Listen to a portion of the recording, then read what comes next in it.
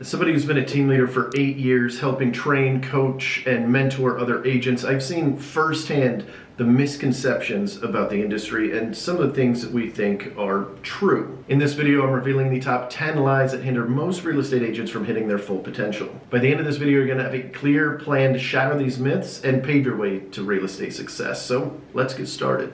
Myth number one is you need a large network in order to have success here in real estate, or at least to get started with success. The reason why I put this number one out of the list of 10 that we're going to be going over today is because it's one that holds a lot of people back, particularly before they get licensed. So if that happens to be you, let's go ahead and stop that. If that isn't you and you're already licensed, that's perfectly fine too, because this still hinders a lot of agents, particularly when they're newer in their career. So I'm just going to use myself as an example for this because this exact myth happened to me when I first started. In fact, I had people telling me that because I didn't have a very strong network that I would not be very successful in real estate. I started out in the military. That was my main first career. I mean, obviously I had careers before then when I was in my teens and stuff, but my first real one. And then as I was transitioning out to become a real estate professional, my entire squadron, everybody I knew, I mean, we were gone like 250 days a year. We were rapid deployers. Like, we were gone a lot, so I didn't have a network outside of them. All of them were going to a new base. They were shutting down our squadron at this base where I'm currently living and where I plan to sell real estate. And they picked up and moved 211 people that I knew personally.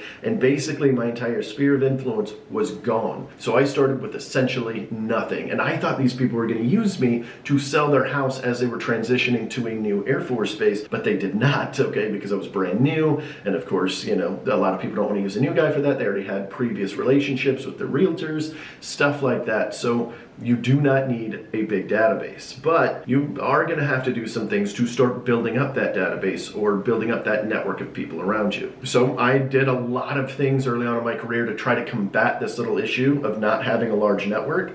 And some of that was the basics, right? I did the cold calling, open houses, built SEO on a website. I bought leads. I kind of did the full gambit that I could get my hands on. And while I was doing that, I started to build up my sphere of influence, doing things like networking events with other professionals, but also with other people that could be potentially clients.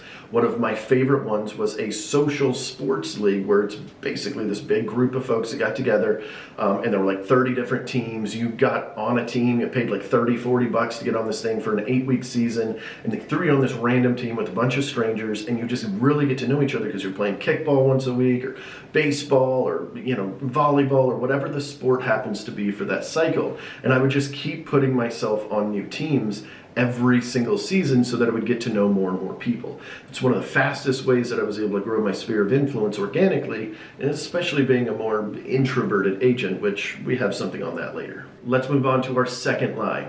Success in real estate happens overnight.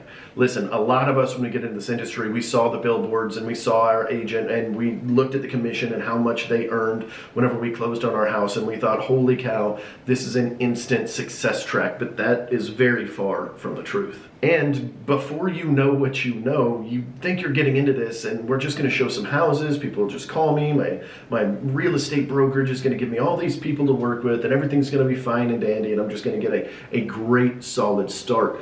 But the numbers show that that is not usually the case. Let's start with the fact that 87% of real estate agents will fail out. Something like 80% of them don't even renew their license the first time it has to come around, which is in their 2-year cycle for most people. With that kind of number, that's like running a restaurant or something. Like, the failure rate is so insanely high, and that's because it's glamorized a little bit on what our jobs actually are and then what our duties actually entail when we get into it. So let's cut through some of that right now. It is going to take most people 6 to 9 months to get their very first closing, their very first check in hand to walk to the bank. Some people will get started earlier, especially those that like join a team. Some will start a little bit later, those that, you know, can't put full-time effort into this, but that is full-time effort. You're expecting 6 to 9 months. It took me 7, and I was working 12-hour days, 6 days a week. Like, I was putting everything into this because I felt like I had a lot of obstacles to overcome in order to become a good real estate professional. So one of the ways I combated that was through work. And then from there, your next big milestone for most real estate agents, I found, is around 2 years. That's when you start to feel a little bit stable. Your pipeline is filling up. You know that you have closings going on, so that if one fails out for whatever reason, a buyer backs out, a seller decides to use somebody else that you were banking on, whatever the situation is, you know you've got a pipeline of stuff coming in. Now, it doesn't feel good. You don't feel like you're going on vacations and it's not raining money quite yet, but it does feel a little bit more stable. Then from there, you've got at the 5-year mark, give or take, that is where most agents start hitting their stride. Some of their buyers they helped in year 1 and 2 are starting to sell, and that compiled with all the effort that they've been doing and all the skills that they have learned are now starting to pile up. And then from there, you're looking at about 10 years to build a successful, repeatable business. That's very important with that repeatable part, because that's one portion that a lot of real estate agents never even get to, even after 10 years. But if you're diligent and you put in a lot of work and you're constantly watching the market and evolving in your business, then around 10 years, you should have a repeatable process to bring in leads that you can now turn, and you'll be able to actually look at your pipeline and have a solid understanding of what's coming down and what you can expect as far as revenue. Lie number 3, cold calling is the best or fastest way to get leads. I don't know if they're still teaching this near as much as they were when I first started in 2014, but that seemed to be the big case. Now, I did start at Keller Williams, and I know they were very heavy on that training for a long time, the cold calling training, and I know exactly why. It's a big brokerage, and they have to teach a lot of people the bare bones as quickly as possible so that they can hedge that 87% failure rate we talked about before. So cold calling and calling your sphere are going to be the 2 biggest things that they preach, and that's exactly what they preach to me. But back then it felt like they were basically saying, if you don't cold call, you're not going to be successful. And I was in a culture at the Keller Williams that I was at where a lot of people were doing that. 8:30 hit, everybody's door closed. They wrote down, a nice little whiteboard on there that said, don't come in, I'm prospecting until noon. And they huddled in there, and you just hear them pounding away on the phones. And that was the culture there. But cold calling isn't the only way to get leads. And in fact, for a lot of us, it is a very poor way to get leads. So when we're looking at it on a base level, there are 4 ways to bring in business for a real estate agent, and that's really it. Alex Hormozi summed this up very, very well. This kind of works for a lot of different businesses, but here are the core 4. You've got cold outreach, which is cold calling. We just kind of talked about that. And there's other versions of cold outreach as well. And then you've got warm outreach. This is like reaching out to your sphere of influence. Maybe an open house could kind of be mixed in there. That could also be kind of cold outreach. And it's kind of a mix between the two. But, it's warm outreach. It's people that already know your name that you're reaching out to, generally on a one-on-one basis, but it can be done in a group setting, just kind of depending on the avenue that you're going to use. Then you've got paid leads, things like Zillow, Realtor, Google Pay-Per-Click, Facebook, running ads, free guides, things like that. And then lastly, you have posting content to reach a wider audience. So posting content is number 4. All you really need to do is choose avenues in each of those 4. What I actually preach, and you guys can go back and watch some of the videos we've done on this, is I teach a very foundational principle of reaching out to your sphere of influence. So that's your warm outreach, hitting every single one of them 33 times or 36 times, depending on what your method is, every single year. 4 personal reach outs a year. That's the big one. We could take the 36 touches to the side. If you just reached out to every human being you knew every 3 months, your business would go up tremendously. And then you just try to get more people into it. So that's one part of it. And then the other part of what I preach very heavily to my agents here on my team is a 3-pillared system. You choose 3 other pillars and you dive into it with hopes that, in generality, you'd want to choose one from each bucket if you could. But if cold outreach is something you don't like, that's something I don't like personally, I'm not going to put that in there. So I'm going to do paid leads and posting free content. And I'm just going to choose several different avenues to do that. And I'm going to dive into it very, very heavily. Like, that's the overall plan that I think a lot of real estate agents could follow and maximize their success. Bottom line, the entire point here is cold calling is not the only way. And if you don't like cold calling and door knocking and all of these cold outreach opportunities, then just don't do that. And there are 197 ways to make money in this industry. You don't need to do it by slamming the phones or doing something that you're not going to like long term. For instance, with me, I don't like cold calling or door knocking or doing any of those either. So I looked at it in my business. I'm a very forward thinker. I like thinking 20 years in advance, especially in my real estate career, my team building. Like, that is kind of my zone. I'm always looking for longevity and efficiency. And I look at it and I go, can I sustain cold calling for 20 years? And And the answer was a clear and resounding no, so I got it out of my business personally. I'll teach my agents how to do it. I still stay up with it. I still learn the scripts, the newer scripts that are coming out and things like that, but I'm not doing that as part of my business anymore. And if you don't like cold calling, you don't need to either. All right, lie number 4, you have to work 24/7 in order to be successful. Listen, this just outright isn't true, and I thought it was true for so long. Like I told you earlier, early on in my career, I would work 12-hour days, 6-7 days a week, and I did that for years and years and years. And even today, like I am just now implementing a 1 day off per week, and I started that in December. This is currently, May? So it's been 5 months in the process. Before that, I work 7 days a week when I'm not on the road or traveling or on stages or whatever, talking to folks. I was pushing that hard. And it's not necessary. Working hard is very important. Don't get me wrong. That is one of the X factors that will take a lot of people's businesses to the next level. I see a lot of real estate agents don't work hard enough. It's insane to me. I read a statistic somewhere that the average real estate agent works 32 hours per week. Just crazy to me with the amount that we get paid and the opportunity that's sitting in front of us. We could make a heck of a lot more money by just putting in a little bit of extra effort. So I'm not trying to downplay work, but you don't need to be working 24/7, and it's okay to have boundaries, especially with your clients. If you don't take phone calls on Sundays, or you don't want to answer the phone when you're sitting there at dinner with your kids and your wife or your husband, what have you, that's perfectly fine. Just let your customers know, and then you just don't answer that. If you lose business because of that, and you probably will if you put in these hard rules like I don't work Sundays, somebody's going to call you, I want to see this house, you say I don't work Sundays, they say okay cool, they call Zillow, and a Zillow agent shows it to them and you lose the business. It will happen. You have to be okay with that though.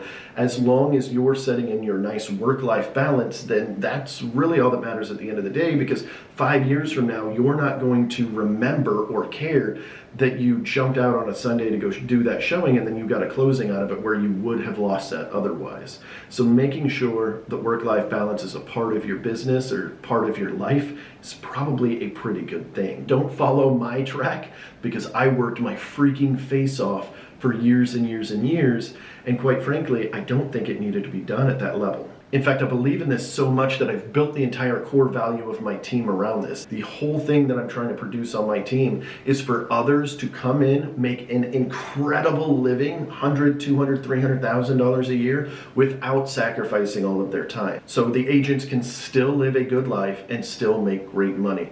The amount of money that you make, a lot of people want to make millions and millions, or $500,000 a year, $300,000 a year, where if they just took a step back and looked at it objectively, and said, okay, cool, what do I really want my life to look like? I'd love to make $100K a year, but get my weekends off, almost all of my weekends off, and work 4 days a week and spend the rest of the time with my kids and family or traveling or what have you. That's going to be a better life for most people, and ultimately that's what we should be striving for, is an overall better life, not just necessarily a better business that, as soon as you perish from this earth is just going to float away. All right, I was going to go into a random tangent. I'm going to go ahead and let that one go as we move into our next lie. Lie number 5. You have to have a flashy appearance to be successful. This comes in a lot of different ways. You might be thinking like, nobody's ever said that. No, not in the way that I said it, but if you look on the Facebook groups and different forums and stuff that we have that are realtor-centric, there are so many questions out there asking things along these lines. How should I dress? Do I need to get suits? What kind of car do I need to buy? The amount of times I've seen what kind of car should I buy on one of these forums is mind-boggling to me. Another one of my favorites, what kind of purse should I buy that's going to make me look that I have money? What kind of clothes do I need to buy to make it look like I have money for my luxury clients? Listen, I'm not knocking dress to impress. I'm not knocking any of that. In fact, I think overall, dressing at or one notch above where you believe your clients are dressing is a good thing. But I'm also going to say that throughout my entire career, other than my first 2 years, I bought suits. I wore them every single day in the dead of summer here in the sunny Florida heat. And after 2 years, I stopped doing it. Now, I would still dress up. I wore polos for a couple of years, and then eventually I faded out, and I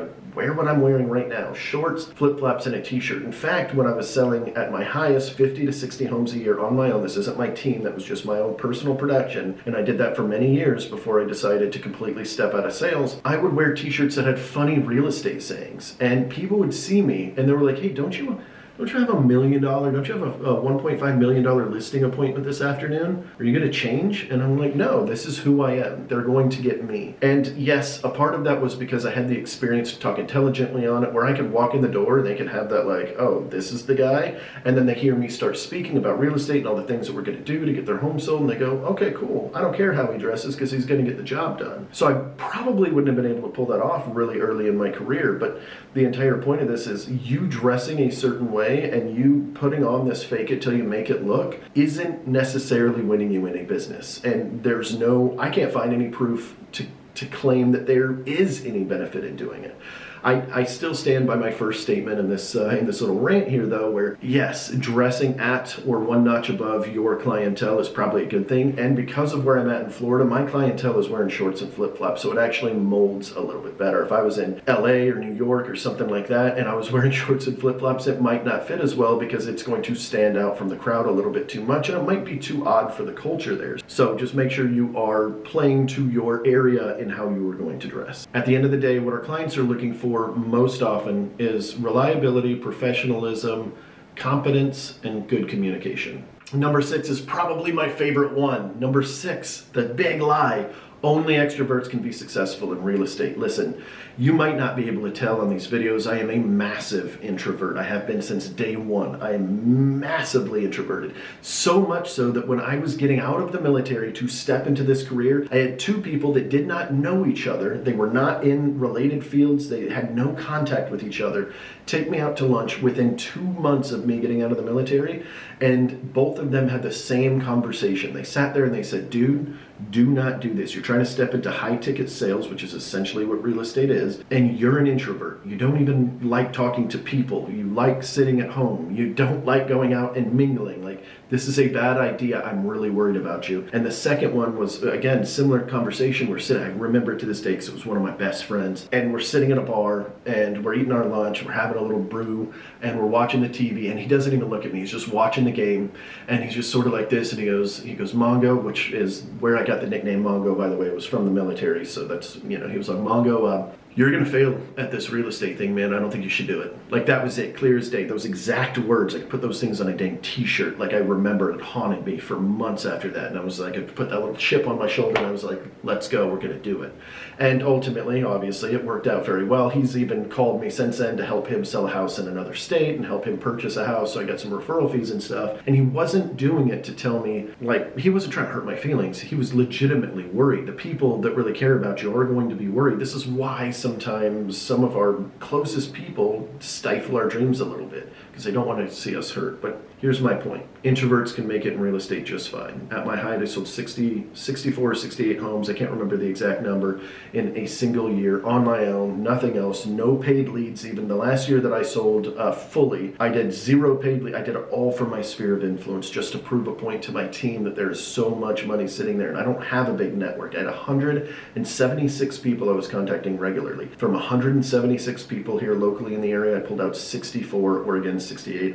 One of these days I'm gonna have to go back and actually check my stats, but it's over 60 sales a year just from that portion as an introvert. What you've got to do, my suggestion is what I should say, extroverts have a very distinct set of advantages.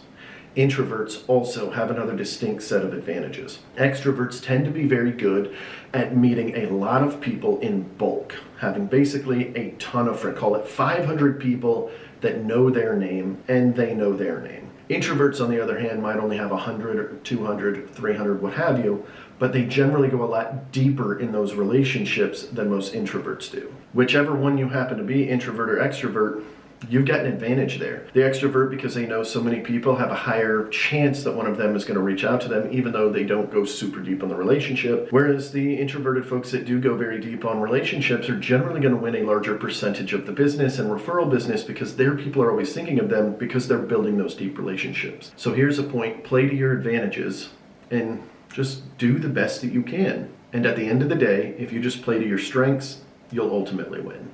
Myth number 7 is you need to be an aggressive salesperson in order to win in this industry. Absolutely not true. Again, kind of going back with what I was just saying, as I was kind of mentioning previously, being introverted, that generally means that I don't like conflict as much. And I want to keep the peace a little bit and cause win-win situations. And what I found is that attitude of creating a win-win situation for all parties during negotiations, during the deal, what have you, generally creates a better working relationship with the other person and ultimately increases the amount of sales that you get because you're not out there trying to screw other people over or do anything shady.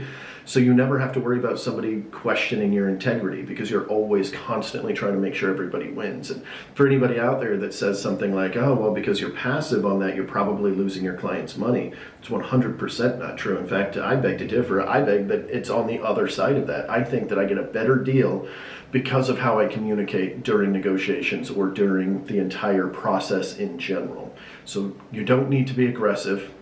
And this starts from the beginning all the way to the end. This starts from cold calling. This starts from your open houses, the initial sales contact, hitting your clients, your internet leads or what have you, the cadence in which you hit them, how you communicate with people, the negotiation process, the sales process. It doesn't matter. You don't need to be aggressive. There are times where being an aggressive negotiator, being aggressive in a certain situation may be beneficial, but I think it's a lot better that we learn how to use all of the tools in our tool belt instead of just defaulting to one mode. Myth number 8. You have to be a natural born salesperson in order to succeed, or at least to succeed quickly. Again, this is just something that is a misnomer in general. Natural salespeople exist for sure. There are people that throughout their life, they grew up in a certain way that led them to be a little bit better of a salesperson than others.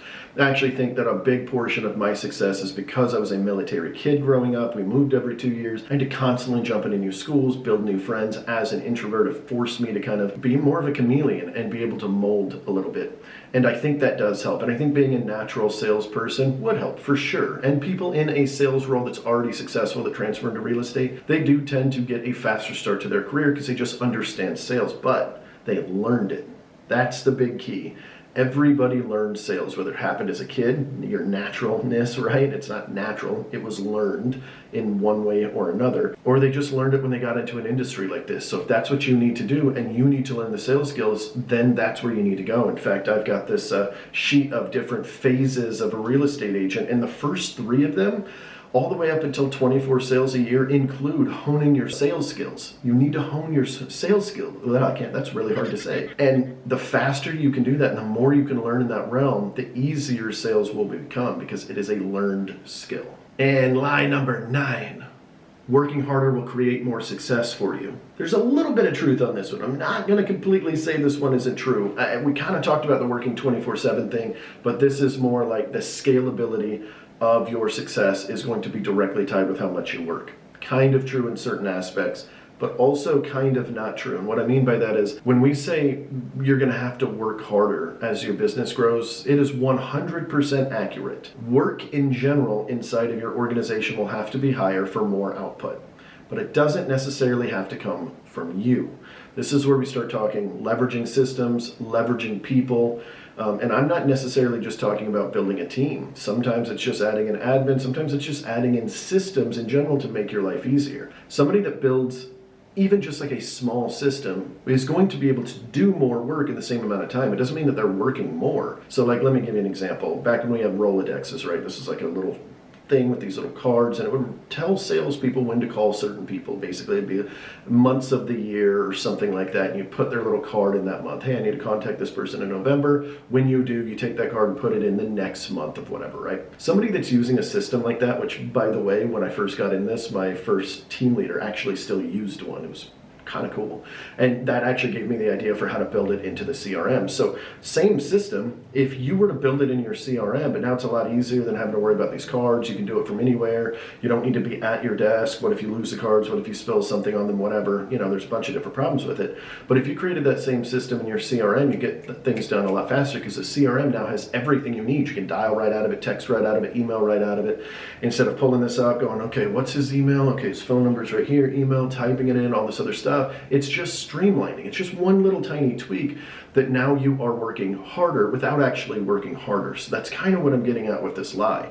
Yes, working harder is generally going to help a little extra success, okay? But it's not the only way. And there's other ways to leverage things. And leveraging people is another really good one. When you get completely maxed out, it's time to take something off your plate so that you can focus more on the things that matter. You don't necessarily need to work 12 hours a day to pull this off. If you want to work an 8-hour day, 4 days a week, you can build your entire schedule around that if that's what you would like. But you're going to have to build in leverage a little bit more than the person that's working 6 days a week because they're putting more sweat equity. You might have to put in some check equity. And a lot of times, some of the best tweaks are just building out good goals, prioritizing those goals, breaking down those goals into quarterly rocks or tasks that you need to get done, and streamlining your systems, processes, and people. There's going to be work involved to streamline those things, but if that can take something that you normally do in 8 hours and cram that down into 7 hours and 32 minutes, you just save yourself 28 minutes. We just want to keep doing that and keep knocking this down, pulling stuff off of your plate that you don't need to be doing or that somebody else should be doing,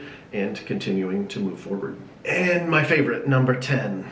I have to discount my services in order to compete with other people. This is a very common one, and I can understand why, especially early on in my career. I felt this a lot. I'd go into an appointment, a listing, let's say, and one of these 1% people would come in, or what have you. They ask, hey, what did Mongo tell you he was going to do as a percentage on your home, and then they undercut you and what have you. That was only a problem when I didn't know how to portray my value properly. Now when we go into listing appointments, well, I say we, my team now, I'm completely out of sales at this point, but now when they go into listing appointments, our presentation is so honed in and there's so much value being crammed down their face that we don't get a lot of objections on the price. Because especially if they interview with other people, because they're looking at their presentation, which is generally just like a mix of look how cool we are, look how awesome we are, and they see ours that are going, here are all the things we actually do. And it's not fluff, we're showing them. We've got the testimonials from people that saw the work. We're showing them the impressions on the ads that we're doing and the amount of traffic that it's getting. It's there for them. It makes a really big difference when we're trying to go in there for our full service percentage, right? And somebody else that comes in with a half-assed presentation and they're competing with us, they're not going to win even if they're willing to knock down their commission. Now there are some people that only care about that commission number. That is 100% true. And sometimes you can't win those. But you know what? In all honesty, I generally don't enjoy working with those types of folks anyway. And if they don't want to use our system to their fullest, am I giving my best for them? Because if I do it at this lowered commission, I'm not going to be able to run the ads that we need to run. I'm not going to be able to put the time into it, do the circle prospecting around it, call all the neighbors, do the open houses, bring all of the neighbors in, do all of these things. And I know the other agent's not going to either, because a lot of them that are doing the discount services are throwing it on the MLS and praying that somebody else is going to sell it because it syndicates to however many websites that it syndicates to. They're hoping that somebody finds it and just pushes their agent and, hey, let me go see this one. Oh, okay, cool. That's all well and good, but that's not generally going to drive up the value of that home because there's not going to be as many people interested in it. There are times where you're going to lose to discount brokers. That's perfectly fine. And you can even choose to be a discount broker. I'm not knocking them. That is a different business model. It's just not one I am going to follow. And that's just a personal preference. I know people that do very, very well at this. We know a girl in a luxury space that charges a very, very low percentage for her fees. In fact, lower than she gives out to the buyer agent, which I know that stuff's kind of going away with the lawsuits and stuff. But that's what she does, and her business is thriving. She gets tons and tons of business, and she even tells them, all I'm going to do is put it on the MLS. I'm not doing any extra work for you. And they're like, cool, got it. So it can be done, and you can build your business that way if you would like, but you also don't have to. That's what I'm getting at. Listen, those are the top 10 biggest lies that I was able to compile from different agents that I've trained and mentored over the years, and I hope some of this was helpful. If it was, comment down below what your favorite one was, or just any insight you have, especially if you're already a real estate agent and you've dealt with one of these before and you had to overcome it. I would absolutely love to hear from you. In the comment section down below, I do read and respond to every single one of those. It's one of the very few platforms that I still have 100% control over, and I don't have admin staff and stuff touching. So if you'd like to drop in something, I love hearing that stuff. I really would like to hear from you. And if you guys are interested in LPT Realty and why we are currently freaking blowing up in the amount of agents that we have, the systems are great, all that other good stuff, you can always reach out to me. All of my information will pop up on the screen temporarily, and I will see you guys in the next one.